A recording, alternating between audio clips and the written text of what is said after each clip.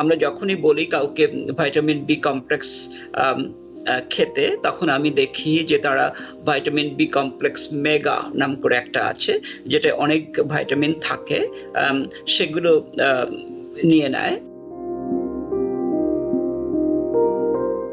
বি6টা বেশি হয়ে গেলে আমাদের শরীরে অনেক দিন ধরে, তখন আমরা দেখি যে এটা ক্ষতিও করতে পারে, অনেক সময় এটা নিউরোপ্যাথি করতে পারে।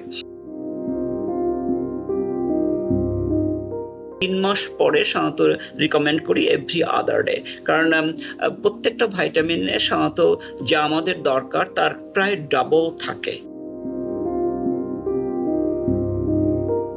নর্মাল লেভেল ধরো B12 নর্মাল লেভেল 200 to 800, কিন্তু আমরা চাই যাদের একটু ফরগেটফুলনেস আছে বা যারা একটু দুর্বল অনুভব করে, তাদের আমি চাই লেভেলটা 600 বা 800 এর কাছাকাছি থাকুক।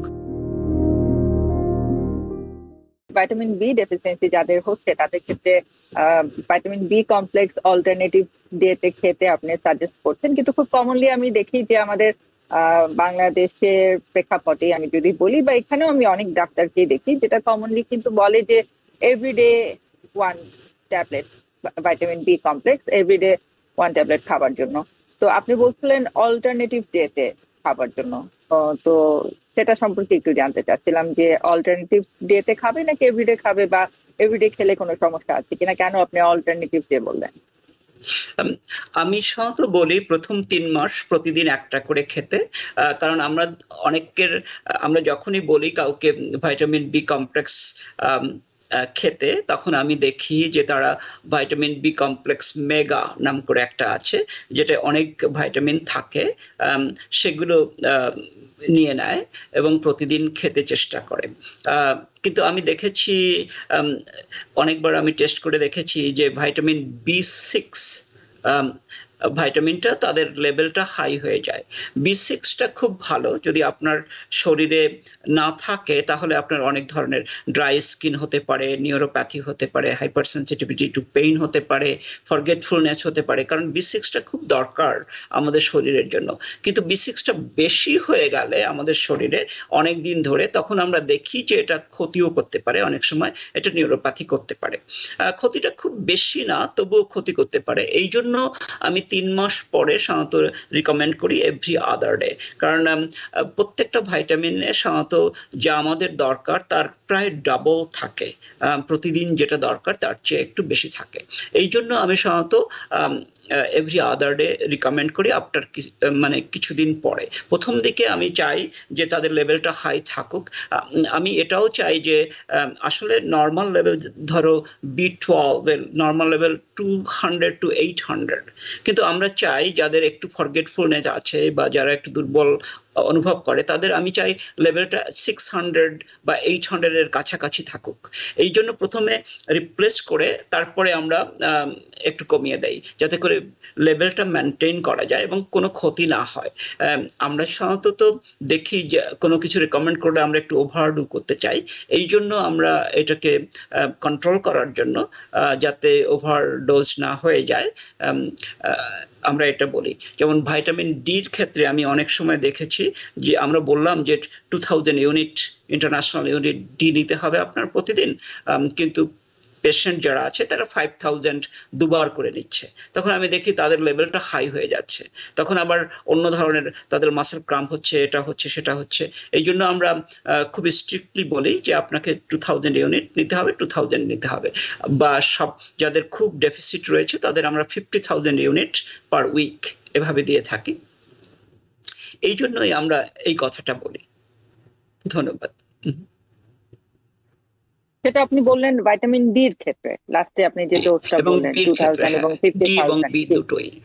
হ্যাঁ, কিন্তু বি আপনি বললেন যে ইনিশিয়ালি এভরিডে প্রথম 3 মাস এবং তারপরে এভরি অল্টারনেটিভ ডেতে পেশেন্ট কন্টিনিউ করতে পারে, যাদের ক্ষেত্রে ডেফিসিয়েন্সি এবং বিশেষ করে মেমোরি লস এবং টিংলিং নামনেস এর ধরনের সমস্যাগুলো কমনলি অবজার্ভ করা যায়। যাদের ভেরি ভেরি স্কারভি বা এই ধরনের রোগ আছে, ড্রাই স্কিন, স্ক্যালিং স্কিন, যাদের মুখের দূর সাইড ফেটে যাচ্ছে, যাদের ফরগেটফুলনেস হচ্ছে, যাদের মাসেলটা কামড়াচ্ছে, যাদের হাইপার সেন্সিটিভিটি টু পেইন হয়ে যাচ্ছে, যাদের ফরগেটফুলনেস হচ্ছে, এদের সকলকে আমরা এইভাবে বলি আর কি। বিশেষ করে আমাদের মা বাবা যারা আমাদের দেশ থেকে আসছেন তাদের এইটা খুব বেশি হয়, এই জন্যই ওনাদের জন্য আমি এগুলো বলে থাকি। আপনি আগের দিনও বলেছিলেন যে যাদের মেমোরি লসের একটু প্রবলেম নিয়ে আসছে, যে রিসেন্ট মেমোরি লস হচ্ছে, কোথায় ফোন কোথায় রাখলো, অথবা একটি কাজ করতে করতে একটি হাতের একটি কাগজ বা একটা ইম্পর্টেন্ট ডকুমেন্ট কোথায় রাখলো, পরবর্তীতে একটু পরে সে সেটা মনে করতে পারছে না বা খুঁজে পাচ্ছে না, এরকম খুব এভরিডে ইস্যু গুলো নিয়ে যারা স্ট্রাগল করছে তাদের ক্ষেত্রে একটি কমন অবজারভেশন দেখা যাচ্ছে ভিটামিন বি ডেফিসিয়েন্সি। এবং একই ক্ষেত্রে আননোন কজ অফ ফ্যাটিগ, সেটাতেও দেখা যাচ্ছে যে খুব কমন একটি ইস্যু হচ্ছে ভিটামিন বি ডেফিসিয়েন্সি। এবং আপনি বলছিলেন যে এই ধরনের পেশেন্টকে ভিটামিন বি ইনজেকশন দিয়ে আপনি খুব ভালো রেসপন্স অবজার্ভ করছেন। তো ভিটামিন বি ইনজেকশন কি ডোজে আপনি রেফার করছেন? খুব ভালো প্রশ্ন।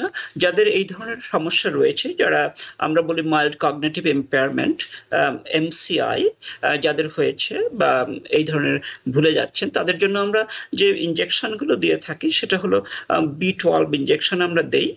তারপরে অনেক সময় বি কমপ্লেক্স ইনজেকশন দেই, কিন্তু খুব রেয়ারলি। বি কমপ্লেক্স ইনজেকশনটা একটু পেইনফুল হয়ে থাকে, এই জন্য আমরা দেই না। সাধারণত আমরা রিকমেন্ড করি বি কমপ্লেক্স নেওয়ার জন্য।